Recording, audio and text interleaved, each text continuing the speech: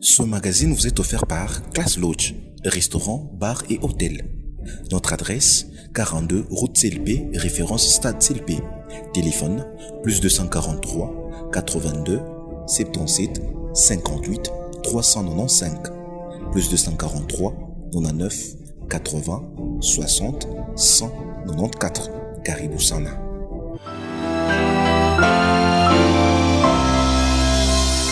Très chers téléspectateurs et internautes, merci de vous joindre encore à nous. Bienvenue à ce 11e acte de votre magazine Parlons-en les MAG. Vous êtes nombreux partout en République démocratique du Congo, en dehors du pays.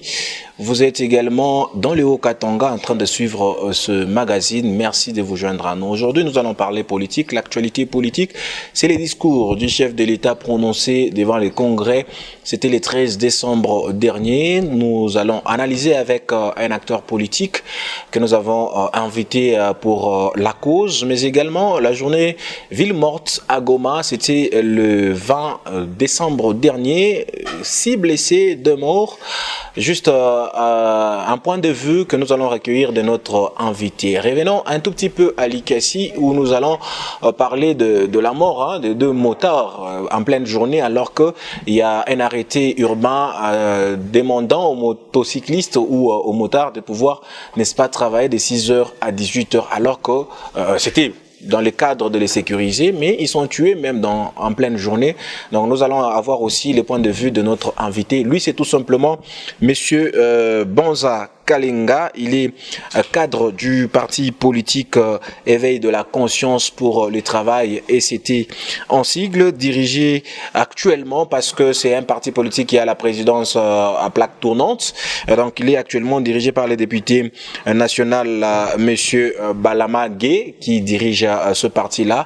Alors nous le recevons rien que pour votre plaisir afin de parler sur toutes ces questions que je viens à peine de vous donner comme entrée de jeu. Merci à John Poil et Designer Maison pour la réalisation de cette émission. Merci également à nos partenaires. Il s'agit de Centrale Télévision qui nous diffuse. Il s'agit également de Logos Télévision qui nous diffuse au niveau de la ville de Likasi. Pourquoi pas Class Lodge qui est en train de nous sponsoriser jusque-là. Pépé Job également. Nous vous disons infiniment merci pour votre soutien.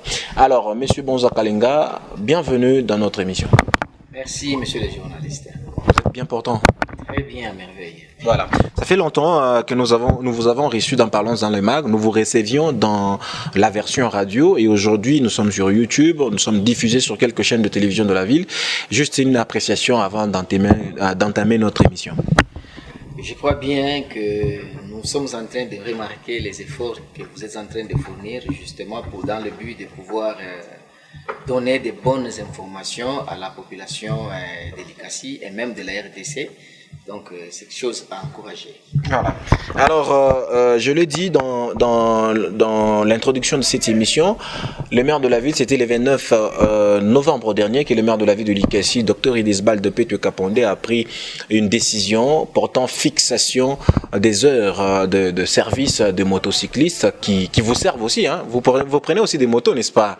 Voilà. Alors, il était question dans cet arrêté qu'il travaille de 6h à 18h parce que selon les conseils de sécurité qui a été tenu avant cette réunion, il a été constaté que les motards sont plus tués soit vers les 5h, soit vers les heures tardives. Alors qu'il y a eu un cas récemment au niveau de la route qui mène vers Kakonté, des motards ont été tués en pleine journée. Comment analysez-vous cet aspect de choses? Est-ce que cet arrêté réellement il joue son rôle parce qu'on peut tuer les motards même dans la journée?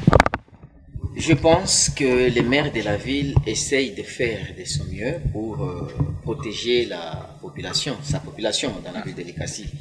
Mais, chose à déplorer, c'est qu'il y a encore jusque-là certains inciviques qui continuent à tuer ou, je dirais, qui s'adaptent, qui sont en train de changer de tactique. Avant, c'était soit 5 heures, soit plus tard dans la nuit. Et maintenant, ça commence à être pendant la journée. C'est quelque chose qu'on ne doit pas encourager. Mais bon, peut-être que le maire de la ville pourra, avec les conseils de sécurité, chercheront bien sûr, sans perdre le temps, chercheront les voies et moyens à protéger sa population, même pendant la journée. Mais c'est une chose quand même qui est déplorable. Au moins, je pense que le gouvernement ou soit la ville doit commencer d'abord par chercher les vraies raisons qui pousse ces gens à tuer. Les maires a signé l'arrêté et il peut toujours continuer à en signer d'autres. Mais si on arrive par où ces arrêtés-là n'arrivent pas à rencontrer exactement les besoins de ceux-là qui sont en train de tuer, ça ne pourra pas arrêter le meurtre. Donc les citoyens congolais seront toujours tués, les citoyens de l'ICASI seront toujours tués du jour au jour. Mais je crois que si on commence à chercher les vraies raisons, les causes qui poussent les gens à tuer, c'est à partir de ces moments-là qu'on pourra dire qu'on va peut-être espérer avoir une solution qui sera à long terme. Mais c'est selon les quelques informations que nous avons en notre possession, c'est que lorsqu'ils abattent les motocyclistes, ils prennent la moto. Est-ce que ce ne serait pas peut-être le vouloir prendre l'engin qui est la moto qui est peut-être la cause principale, mais aussi au-delà de ça, ça c'est la première question, mais au-delà de ça, les motards aussi il y a une partie de motards qui sont presque contre par rapport à cet arrêté parce qu'ils sont tués même dans la journée, même vers les 17h, c'est que le meurtre peut intervenir à n'importe quelle heure. Pour eux, les limiter, ça ne résout pas le problème. Est-ce qu'on peut se poser aussi la question de savoir si ce ne sont pas les mêmes motards qui ont essayé de saboter cet arrêté du maire pour tout simplement avoir des preuves palpables démontrant au maire que non, votre arrêté n'a pas d'importance parce que la journée aussi, on est en train de tuer. Voyez, donc c'est là que moi j'ai dit, il faudra qu'on arrive à avoir les vraies causes. Et c'est les mêmes modes opératoires. Hein. Ils ont tué, ils ont ramené les motos. Et comme ils tuaient à 5 heures, et ils ramenaient les motos. Et les gens peuvent s'organiser parce que déjà dès le départ, ils ne sont pas contents de cet arrêté. Eh bien, pour démontrer au maire de la ville qu'ils ne sont pas contents, ils peuvent faire ça. Ce n'est pas une option qu'on peut écarter. C'est aussi une option qu'on peut tenir compte. Mais au moins, moi, je pense qu'il faut tout simplement chercher à savoir. Et je pense connaître que c'est le chômage qu'il y a au pays, les chômages qui bat son plein, et les histoires, les prix des choses qui galopent. Et c'est ça qui fait que les gens se donnent au banditisme et commencent à tuer pour voir comment est-ce qu'ils peuvent nouer leur début du mois. Voilà. Alors c'était juste un point de vue que nous avons voulu avoir de vous par rapport à cette situation. Je rappelle que votre parti est membre du Front commun pour le Congo de Joseph Kabila Kabange, qui a récemment, c'était le samedi dernier, il a connu un accident, il se porte à merveille, mais il y a eu quand même quelques mauvaises langues sur les réseaux sociaux prédisant c'est pas la catastrophe autour de la personne de Joseph Kabila Kabange qui est votre autorité morale par rapport au Front commun pour le Congo. Un petit mot. Je crois que ce n'est pas pour rien, ça s'appelle l'accident parce que c'est l'imprévu. Le Raïs a connu un accident. Jusque-là, nous connaissons vraiment qu'il s'agissait bien d'un accident, comme tout autre accident. Oui. Dieu merci. Et c'était à Kingakati. Oui, c'était à Kingakati. Dieu merci parce qu'il lui a encore accordé quelques jours de vie. Il vit encore, il n'a pas été blessé.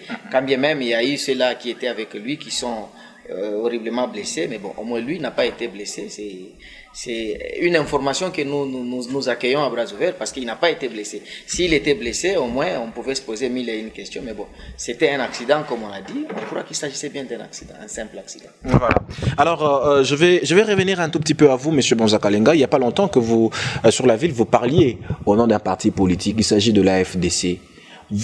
Comment aujourd'hui vous êtes dans ECT?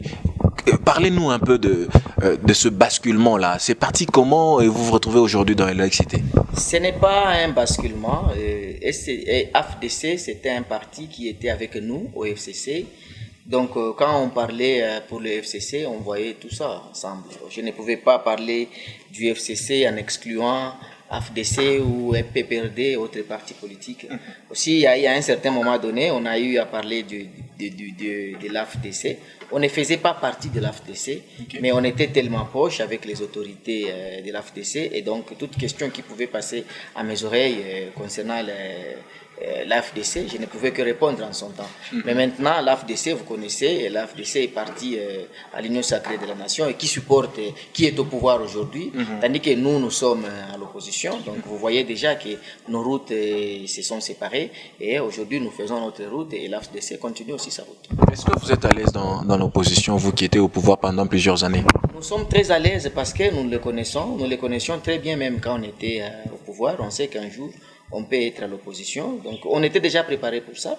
On peut être aujourd'hui à l'opposition, et demain au pouvoir. C'est le parcours de tout politicien. Donc nous sommes très à l'aise dans notre peau de l'opposition et nous le faisons très bien. À qui répondrez-vous à vos adversaires politiques qui pensent que vous êtes en train d'apprendre de manière douloureuse l'opposition, alors qu'eux, ils en ont déjà l'expérience?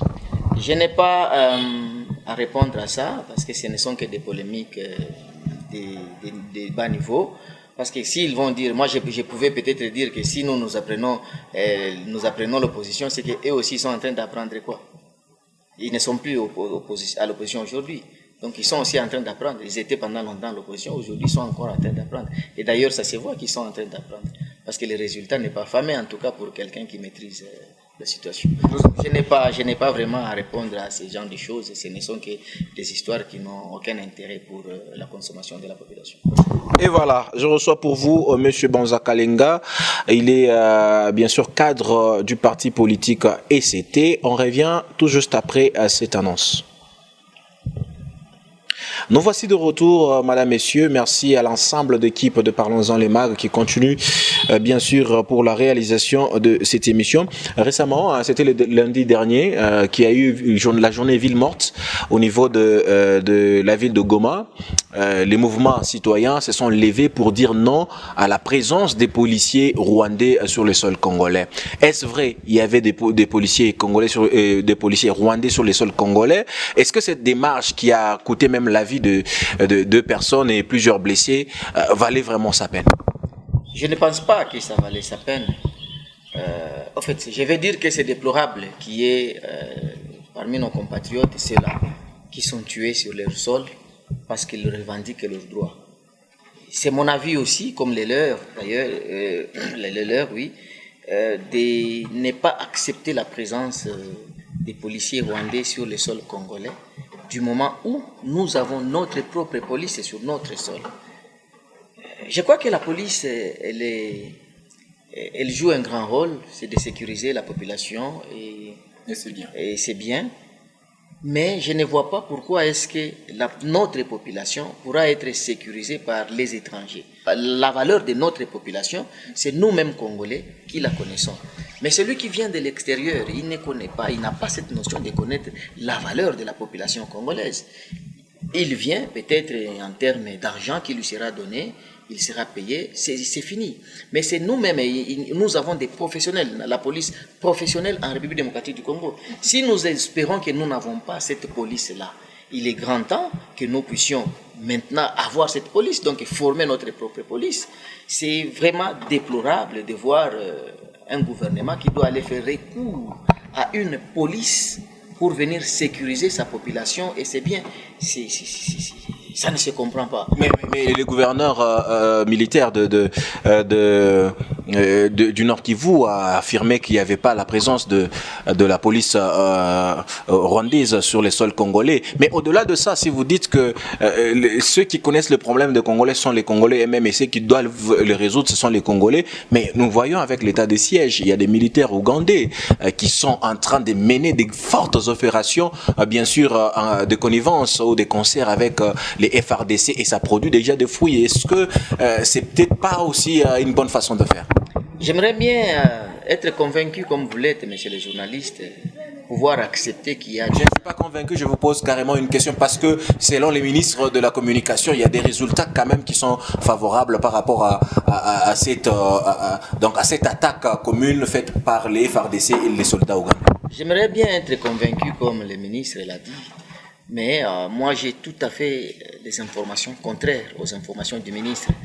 Et donc le ministre, il peut dire ce qu'il a dit.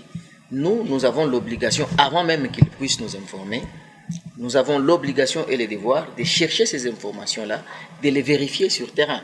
Vous pouvez vous poser la question comment je le fais, parce que moi je vis à Likasi. Mais nous avons des familles qui sont à l'Est, Et nous sommes en contact avec ces familles chaque jour, que ce soit les familles biologiques et même politiques, nous les avons là-bas. Et nous avons les vraies informations sur le terrain. Et qui, malheureusement, contredisent les informations que le ministre a données à la consommation, pour la consommation ou à l'opinion internationale. Je crois que le ministre a fait ça uniquement pour la consommation de l'opinion internationale. Mais la réalité, c'est tout autre. Ce n'est pas ce que le ministre a dit. Vous avez dit, est-ce que c'est la même chose? Parce qu'il y a aussi les militaires ougandais qui sont venus. Mais on a d'abord commencé par nous dire qu'il n'y a pas les militaires ougandais sur le sol congolais. Après, on a accepté.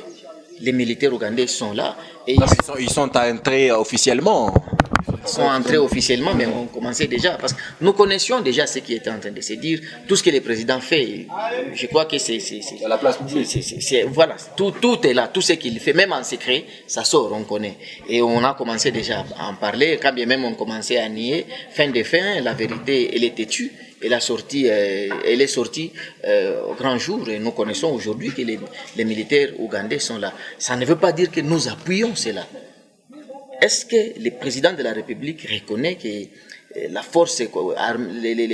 forces armées de la RDC ne sont pas capables de terminer avec la rébellion ou avec les ADF qui sont à l'est de la RDC? Il reconnaît ça. C'est pour cette raison qu'il est parti chercher les militaires ougandais pour venir le seconder. Il faut se poser beaucoup de questions. On nous a dit que non, parce que les ADF, ils opèrent et en Ouganda et en République démocratique du Congo. C'est pourquoi on accepte que les militaires ougandais viennent... Parce que l'ennemi est commun. Mais posez-vous la question, quand ces ADF-là se retrouvent du côté de l'Ouganda, les militaires congolais aussi vont aussi en Ouganda parce que c'est un ennemi commun, ou bien c'est seulement les militaires ougandais qui doivent venir pour l'ennemi commun en République démocratique du Congo. Mais si cet ennemi ne constitue pas une menace pour l'Ouganda, mais plutôt pour la RDC, c'est peut-être la raison pour laquelle ceux de l'autre côté viennent, alors que chez eux, ça ne constitue pas une menace permanente. Alors, comme chez nous, ici, c'est plus de 20 ans. Alors qu'on ne nous parle pas d'un ennemi commun, qu'on nous dise tout simplement qu'il s'agit bien de la faiblesse des forces armées congolaises. Et ils sont secondés, quand bien même on les a plébiscités ici, c'est pas moi, 8e de l'Afrique. Et maintenant, aujourd'hui, qu'on nous dise, c'est sorti noir sur blanc que c'était faux. Et on n'est pas fort, on n'a pas une armée qui peut subvenir aux besoins de la souveraineté nationale, et ainsi de suite, qu'on nous dise de ce genre de choses, au lieu de nous cacher la vérité. Je vous dis que ce sont des choses que nous n'acceptons pas, que nous ne voulons pas. Je ne sais pas si le président, là où il se pose vraiment la question et de savoir où est-ce qu'il est en train de parler. Parce que moi, à sa place, ou bien s'il pouvait me demander conseil aujourd'hui, je lui demanderais purement et simplement de démissionner. Je pense que le président, il prend plaisir quand il est à l'étranger, il est un peu à l'aise.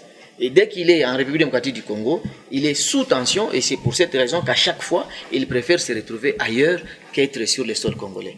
Parce que nous... C'est vous qui le dites, vous n'avez pas... Et vous, ça n'engage que vous. Ça m'engage que moi personnellement, c'est mon constat. C'est l'analyse du comportement. Ce que je suis en train de voir, il est tout le temps... Pour chercher les investisseurs qui vous ont fait fuir. Je ne sais pas si vous avez vu un jour le FCC à faire fuir un investisseur. Nous avons fait, à l'époque du président honoraire Joseph Kabila, on a sorti le code minier. Et ce code minier, au Congolais, le président de la République, Félix Tshisekedi, ici, il a si bien dit 50-50 quand il était ici à Lualaba. Il a aussi dit. Donc je ne pense pas qu'on va aujourd'hui accuser que c'est le régime passé qui a fait fuir les investisseurs. On vous accuse les pays du reste du monde, alors qu'aujourd'hui, avec la mondialisation, obligés de partager avec les autres pays pour, n'est-ce pas, pouvoir bien vivre. Mais vous avez isolé les pays avant de partir. Je ne sais pas si pouvoir bien vivre, c'est le fait de pouvoir amener les militaires étrangers sur le sol congolais et les policiers étrangers pour venir nous sécuriser. Si c'est ça la mondialisation autre chose, on vous le conseille. Mais nous pensons que nous avons réussi à sauvegarder la souveraineté de notre territoire, même l'intégrité de notre territoire. Mais vous n'avez pas su terminer la guerre à l'Est parce qu'elle a commencé avec vous. Oui, la guerre a commencé, bien sûr, elle est là, elle continue.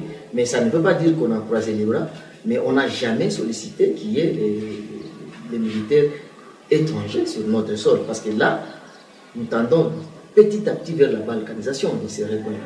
Et d'ici, on commence déjà à voir les militaires rwandais. Et demain, ça sera un marché qui sera pris. Après, ça sera toute une vie. Et ainsi de suite, nous allons commencer à voir maintenant les drapeaux rwandais qui vont commencer à flotter. Parce que déjà, quand les militaires rwandais ou les policiers rwandais rentrent, les policiers rwandaises, la police rwandaise plutôt, rentre en République démocratique du Congo, je crois que sur leur tenue, ils portent déjà leur drapeau. Et s'il y a leur drapeau, déjà, ce sont les couleurs du Rwanda qui commencent petit à petit à s'installer sur le sol congolais.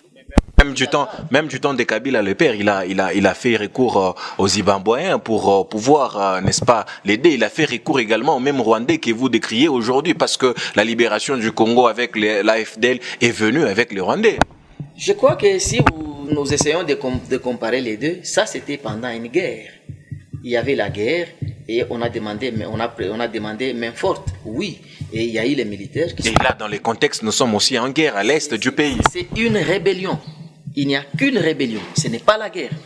Ce n'est pas un Congolais qui vient faire la guerre pour aller prendre Kinshasa. Non, c'est une rébellion des poches de résistance des rebelles qui se retrouvent quelque part. Et qu'aujourd'hui, on va nous dire que l'armée congolaise est incapable d'éradiquer ça. C'est déplorable. Nous sommes en train de voir les officiers militaires. Si un officier militaire passe là, vous allez voir, il aura combien de personnes à sa suite pour les sécuriser. Tandis qu'on laisse la population en train de souffrir là-bas pour nous ramener par la suite la police rwandaise et pour dire que c'est cette police-là qui viendra sécuriser la population. Je crois que la population à l'est de la RDC sait se prendre en charge et elle va se prendre en charge. On n'acceptera pas ou on ne rendra pas la tâche facile à cette police-là de venir, soi-disant, pour quelque raison que ce soit, de venir sécuriser la population congolaise sur notre sol. Voilà. Alors, la question sur l'actualité, lentement mais sûrement, nous sommes en train d'aller vers notre sujet brûlant, qui est le point de vue de M. Bonza Kalinga sur les discours du chef de l'État prononcés le 13 décembre dernier. Mais le gouverneur du Congo central, Atoumate Bouana, nous avons vu tous sur la toile une arrestation spectaculaire, jugée comme ça par certaines personnes. Quel est votre point de vue? Je crois qu'on est en train de nous montrer les faiblesses de l'état de droit ou bien les faiblesses de la justice congolaise.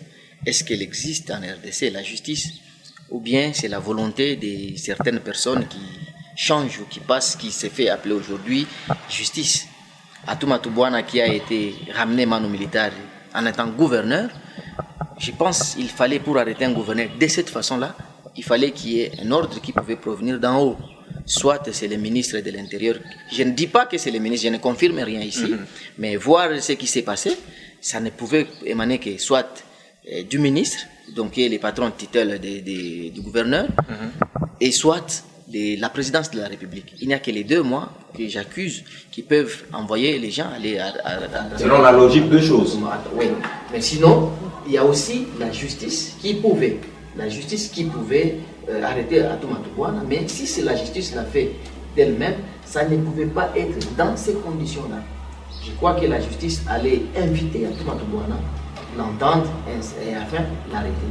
La justice ne devrait pas aller envoyer qu'on puisse prendre Atoumate Bouana de cette façon-là et sans être auditionné, qu'on puisse les relâcher en plus.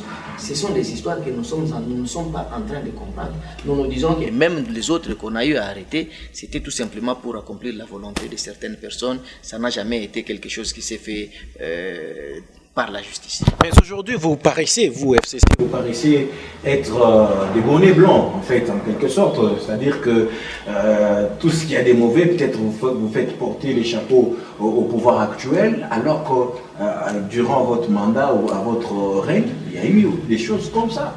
Il y a eu des arrestations arbitraires, il y a eu des gouverneurs qui ont été déchus et quand on demande à ce qu'ils soient réhabilités, c'est les secrétaires permanents des partis politiques qui s'interposent, qui ne sont même pas des institutions. Il y a eu quand même des choses comme ça. Mais qu'est-ce qui fait qu'aujourd'hui le FCC est là comme les maîtres d'école en train de voir aussi les côtés faibles du pouvoir? Ici, j'aimerais d'abord commencer par dire que certes, je suis du FCC, mais pas mandaté par le FCC. Oui. Je ne fais que donner mon point de vue, Effectivement. qui n'est pas le point de vue Du FCC. Donc ça n'a rien à voir avec le FCC. En tant que membre, bien sûr. Je suis membre du FCC et je donne mon point de vue. D'accord. Je suis libre quoi, en tant qu'un acteur politique. Merci pour cet éclaircissement. Voilà. Je ne pense pas que tout ce qui a été fait à l'époque du FCC, que ça nous enchante. Il y a aussi certaines choses que si ça dépendait de nous à l'époque, on ne devrait pas laisser passer. Mais malheureusement, à cause de la politique qui régnait, on a laissé passer. À cause de certaines autorités politiques, ont voulu que leur voix justement soit suivie. Et ils ont fait ce qu'ils ont fait. Que nous ne sommes pas fiers d'avoir vu ce qui s'était fait à l'époque. Mais ça ne peut pas nous empêcher aujourd'hui de dire ce que nous pensons. Même à l'époque, nous étions en train de dire ce que nous pensions à l'époque. On n'est pas d'accord, on n'est pas d'accord. Ça ne veut pas dire que parce que nous sommes tous au FCC, que s'il y a une autorité qui fait mal, qu'on doit dire que non, voilà, c'est parce qu'il est des nôtres, que moi en particulier, je ne peux pas applaudir ce genre de choses, messieurs les journalistes. Donc aujourd'hui, je parle de ces choses, je ne dis pas que Atou Matouboana n'est pas coupable. Ce n'est pas ce que j'ai dit. Ou bien, non, je ne dis rien sur Atou Matouboana. Je parle de la façon dont on a arrêté Atou Matouboana. Coupable ou pas, il était gouverneur, ce n'est pas de cette façon qu'on pouvait l'appeler. Et jusque-là, il doit jouir de la présomption d'innocence. Tout à fait. Il fallait qu'on puisse suivre la procédure normale jusqu'au bout. Et même s'il fallait qu'on puisse aller les plaindre, quand même, ça ne devait pas être fait de cette façon. Est-ce que selon vous, vous attendiez à vivre ces genres de scènes sous l'ère Tshisekedi? Je ne saurais pas donner vraiment la réponse exacte à ça. Sous l'ère Tshisekedi, on s'attendait qu'il y aurait un changement. Et bien, voilà, aujourd'hui, nous sommes en train de vivre ce changement. Est-ce qu'il y a-t-il vraiment l'état de droit en voyant ces changements? Dès les premiers jours, on n'a pas accepté qu'il y ait un état de droit parce qu'on a commencé à nous parler de l'état de droit dès les premiers jours. Et nous dire déjà que l'état de droit qui est établi, mais pourtant on n'avait pas encore vu le processus de l'établissement d'un état de droit. Donc, moi, je ne peux même pas parler de l'état de droit. Je laisse le temps aux autres qui essaient de faire semblant de parler de l'état de droit, mais moi, je sais que ce n'est pas vraiment l'état de droit. Il n'y a même pas quelque chose qui ressemble à l'état de droit. Il n'y a pas. On en arrive au discours du chef de l'État. On en parle, donc parlons-en. Madame, messieurs, restez avec nous. On se retrouve tout juste après. Nous voici de retour, très chers internautes et téléspectateurs des chaînes partenaires à ce magazine. Et nous continuons toujours avec notre invité. Cette fois-ci, nous allons étayer un peu le discours du chef de l'État. Vous l'avez suivi, c'était le 13, l'été débat au Congrès. Le chef de l'État a réaffirmé son engagement d'organiser les élections dans les délais constitutionnels. Les bureaux de la CENI, bien qu'il manque de membres jusqu'à maintenant, il est quand même là, il est déjà au travail. Le chef de l'État a salué quelques réalisations et même a projeté pour 2022 certaines routes de dessertes agricoles qui sont en construction. Bref, le chef de l'État a presque touché tous les domaines de la vie des Congolais selon vous. Monsieur le journaliste, en vous disant que ces jours-là, il y avait un match en rediffusion que j'étais en train de suivre, j'ai préféré suivre le match. Je n'ai pas suivi les discours du chef de l'État, mais par la suite, j'ai réussi à suivre les discours dans les réseaux sociaux et les infos.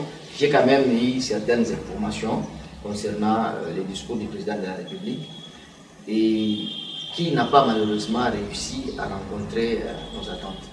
Donc tout ce que je pouvais retenir sur les discours du chef de l'État n'a pas été dit dans le discours du chef de l'État. Vous vous attendiez à quoi? Qu'est-ce que vous attendiez que Félix Antoine Tshisekedi Tshilombo puisse dire? Belle question. Moi, je m'attendais à ce que le président, comme il a dit, il maîtrise la situation.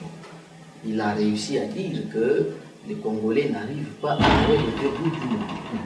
Je m'attendais qu'il puisse dire, à cause de ça, il connaît déjà les raisons et ils se sont déjà mis en train de faire des solutions, en donnant des pistes de solutions. Oui. Je m'attendais à ça. Je m'attendais que le président de la République puisse nous dire que voilà, concernant l'insécurité, d'abord, ici pas à l'Est, parce que là il y a des rebelles, à l'Est de la RDC, on va créer des emplois, il y a un plan pour créer des emplois. Oui, ce sont des choses comme ça que moi j'attendais que le président de la République puisse dire aux Congolais. Mais malheureusement, nous avons suivi un président de la République qui ne faisait que dénoncer. Il était en train de dénoncer. Vous voyez comme il n'y a pas d'électricité, c'est le DG de la SNEL. Vous voyez de l'eau là-bas, c'est le DG de la régie des eaux. Vous voyez, et c'est comme ça que j'ai trouvé le président. Je m'étais dit, mais il oublie ses fonctions à lui. Parce que quand le président va accuser le DG, quand le président va accuser le gouvernement, du moment où c'est lui qui tient pratiquement tous les conseils des ministres, depuis l'investiture de ce gouvernement jusqu'à aujourd'hui, il s'est plaint avec le gouvernement Ilunga Kamba, et aujourd'hui c'est lui qui tient les conseils des ministres avec les ministres aujourd'hui, les ministres actuels plutôt. Et pourquoi il doit accuser le gouvernement?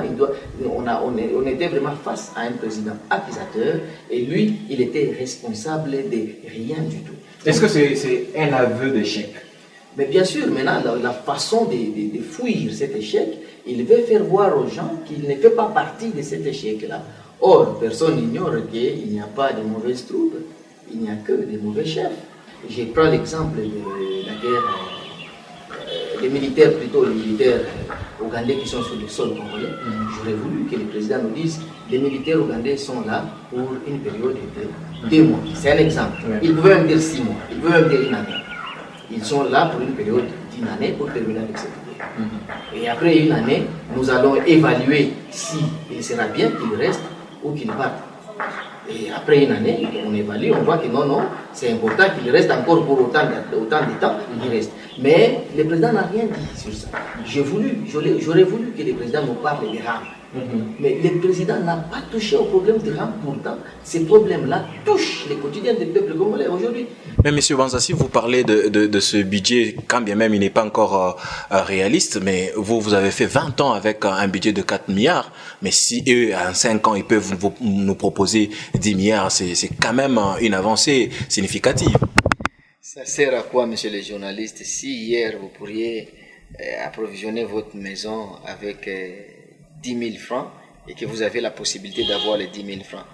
Mais demain, il faut avoir 30 000 francs pour faire la même chose que ce que vous faisiez avec 10 000 francs. Est-ce qu'à cause de ça, on peut parler d'une augmentation?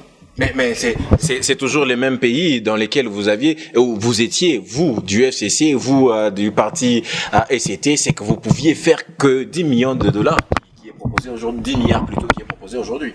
Il n'y a pas de problème. C'est ce que j'ai dit. Si hier, ce qu'on était en train de faire avec 10 000, on le fait aujourd'hui avec 30 000. Mais la même chose qui a été faite avec 10 000 francs. Voyez-vous qu'il y a une augmentation là-bas? Il n'y a pas d'augmentation. C'est la même chose, c'est le même État. Donc on ne puisse pas s'inventer avec 10 milliards. Il faut que les taux de dollars baissent. Il faut beaucoup de choses, que les salaires des gens qu'on arrive à augmenter, ainsi de suite. C'est à ce moment-là qu'on va parler de ces 10 milliards. Ça ne sert à rien aujourd'hui qu'on vous parle de 10 milliards pendant qu'il y a des grèves, qu'il y a de ceci, qu'il y a de cela. Je vous parlais, madame, monsieur, de quelques informations par rapport à ce magazine. Je disais que Moïse Katumbi Chapwe était accueilli en pompe à Kisangani. Il est accompagné, bien sûr, vous savez que le chef de l'État a réaffirmé son désir et même sa position d'organiser les élections dans les délais constitutionnels, ce qui revient à dire que les partis politiques doivent se ranger, doivent s'apprêter, et qu'Hilaire Moubambe, également député élu de l'Ikassi, était à Kisangani pour accompagner son président de Ensemble pour la République. Je vous propose ce reportage et on revient juste après.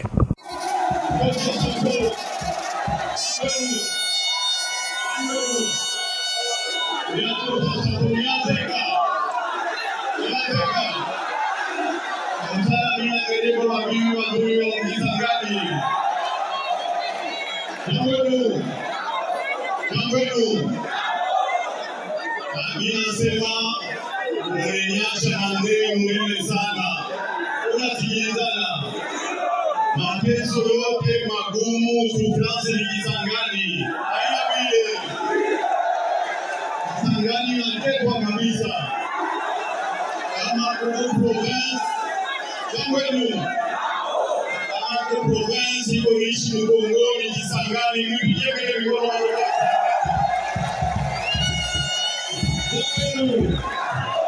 Niona ya kwa kuomba benediction yenu. Tunasikilizana. kwa kuomba benediction na tota Kisangani. Jambo yenu. Juu ya parti yenu kama mtanipa benediction na mshibele mikono mambo yote. Mtanipata benediction. Asante, asante. Jambo yenu. Jambo yenu. Ninajua na maekipi yote mkisangani yote na kufwa. Yalanda. Naona prezala malika wa makiso wa jambo yenu. Tumeamsha kabumu mkisangani. Jambo yenu.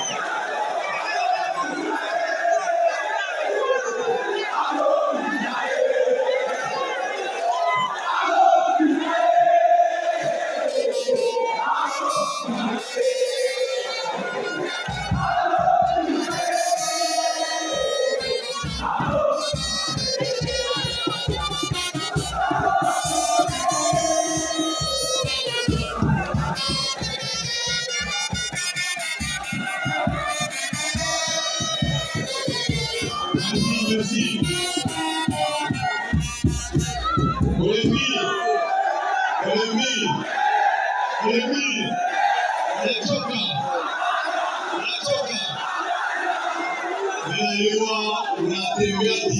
Il n'y a pas longtemps que la vice-première ministre de l'Environnement, Eve Bazaïba, était à Likassi où elle a eu à planter quelques arbres dans quelques entreprises. Mais juste après, elle s'est rendue à Kambové où une entreprise était accusée de polluer bien sûr les champs des petits planteurs de ce côté-là pour s'enquérir de la situation. Elle était arrivée sur les lieux, regardez ces reportages et on se retrouve pour la fin de cette émission. Ce magazine vous est offert par Class Lodge, restaurant, bar et hôtel. Notre adresse, 42 route CLP, référence Stade CLP. Téléphone, plus 243 82 77 58 395. Plus 243 99 80 60 194. Caribou Sana.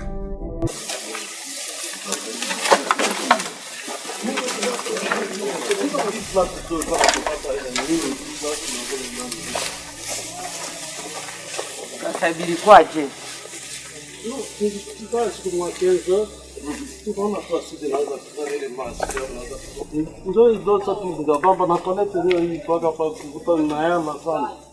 Na asidi iko natoka chini ya sasa wewe unaona kinatokea wapi ile asidi? Tunataka kupata mabato ya environment ba inspecteur ya environment ba banatia kwa market banaenda banafanya mapepe hapo kule. Ndio yenyewe inaoneka mweupe pale. Ndio iko mweupe ngodo mmoto.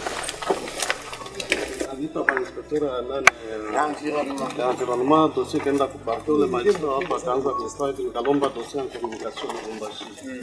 Jusqu'à maintenant le responsable de la Chine asema alikuwa kubulaya atakia kurepondre. Iko kwa age capite. Je suis là, Excellence. Donc j'ai des vidéos. Un jour, il voit seulement sous la terre, il y a les liquides qui sortent. Dans la vidéo, c'est plus clair. Dans la vidéo, c'est plus clair. Ça sortait, tout ça. Et on a remarqué que c'est de l'acide. Il y a une usine à côté ici. Alors maintenant, moi je voudrais savoir comment ça se passe. C'est-à-dire au niveau des bassins, cela et puis ça filtre. C'est possible. C'est-à-dire que quand on fait les bassins, on met des géomembranes. C'est imperméable, normalement. Mais ça dépend aussi de la qualité de ces géomembranes. Parce qu'avec le soleil et tout ça, c'est du plastique. Si ça se casse, il y a des infiltrations qui peuvent se faire. Donc ces infiltrations-là peuvent couler, donc ça va commencer à couler, à chercher certains. Mais là, c'est dangereux, même quand nous parlons des forages d'eau dans ces nappes aquifères. Les gens vont mourir. Maintenant, il faut voir. Donc l'unité se trouve au-dessus ici.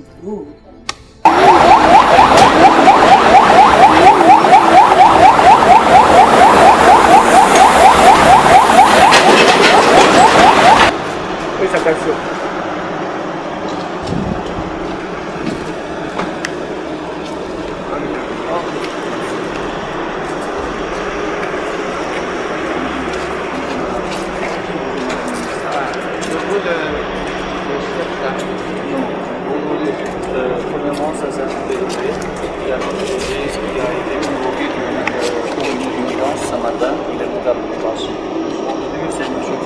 chef de production qui vous recevoir, qui vous réceptionne ici. Il a été convoqué par qui? Moi, je ne suis pas vraiment tenu au courant. Quand je suis arrivé, oui, je suis déjà parti. Ok, ça va. Nous aurons un très peu de temps juste pour nous dire qu'est-ce que vous faites dans votre entreprise. Moi, je suis plus intéressé à aller voir le travail que vous faites sur le terrain, comment vous dégagez vos productions. Je suis là pour les raisons de... Voilà. Vous êtes des hommes d'affaires, vous venez pour l'exploitation minière, mais vous travaillez avec les Congolais. Les Congolais qui travaillent chez vous doivent être protégés, la population dans son ensemble aussi devra être protégée. 这个我们来就是进行矿业开发，但是那个就是做这工作的时候，我们应该跟当地人合作。首先在企业里的那个工作，那个当地员工，他们应该受到合理的保护。另外就是周围的民众啊，周围的环境也应该受到保护。Alors moi j'ai eu l'information depuis l'année passée sur la situation qui prévaut ici en matière de pollution. Et c'est la fin complète de Parlons-en de ce jour. Merci à John Poyi et à toute l'équipe de Parlons-en les Mags. Merci à Pepe Djobé Mwembo, SARL, donc cette entreprise d'achat et de revente des minerais. Merci à Class Lodge, restaurant, bar et hôtel sur la ville de Likassi, sur route route CLP numéro 42, non loin du terrain CLP ici à Likassi, un endroit très calme où vous pouvez également visiter. Merci à Kalengama Lenge Ken, actuellement DJ Ken. Merci à tous ceux-là qui nous ont suivis de partout. Prince Kamea, tu suis cette émission régulièrement. Merci. Merci également à toi qu'on appelle Passion Virus, qui a toujours suivi cette émission de plus près, et donc nous sommes de très cœur avec vous. Merci également à ceux qui sont scotchés sur notre chaîne YouTube Parlons-en les Mags TV. Vous nous suivez sur Central Télévision, vous nous suivez sur Logos Télévision. Restez scotchés à nos programmes. Vous voulez soutenir cette émission, vous voulez participer également, vous êtes entrepreneur, vous avez votre magasin, vous avez quoi que ce soit, venez, Parlons-en est là pour tout le monde. Donc contactez-nous au numéro juste affiché au bas de votre petit écran et vous allez nous atteindre très facilement afin que nous puissions rendre visible ce que vous êtes en train de faire dans le noir, parce que c'est notre travail. Parlons-en les Mags, c'est une autre façon de faire ici à Likassi. Vous avez été nombreux à nous suivre, nous vous remercions infiniment. Merci à Théodore Sapo Kapila, directeur de programme de la RCK station de Likassi. Merci à Joseph Chibango T8, l'homme de 15 minutes les Mags, le changement du narratif, toi-même tu sais, merci à toi. Merci également à Dirick Cassons. Dirick Cassons, la perle, toi-même tu connais Wangwa dedans, je suis de très cœur avec toi. Donc Merveille Mouika depuis les États-Unis d'Amérique, Chris Kabamba depuis Dar es Salaam.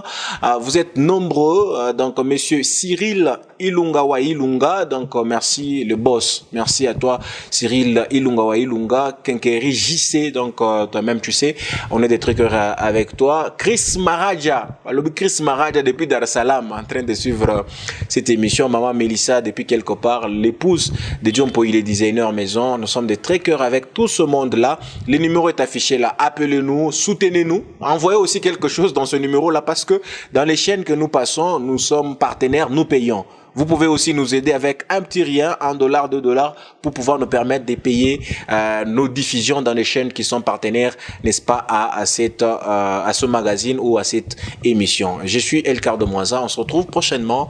Bayo. Et surtout, c'est le mois de décembre.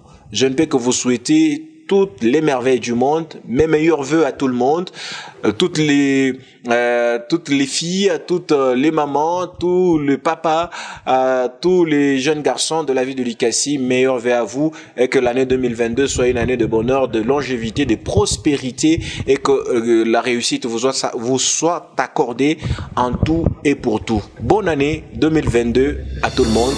Ciao.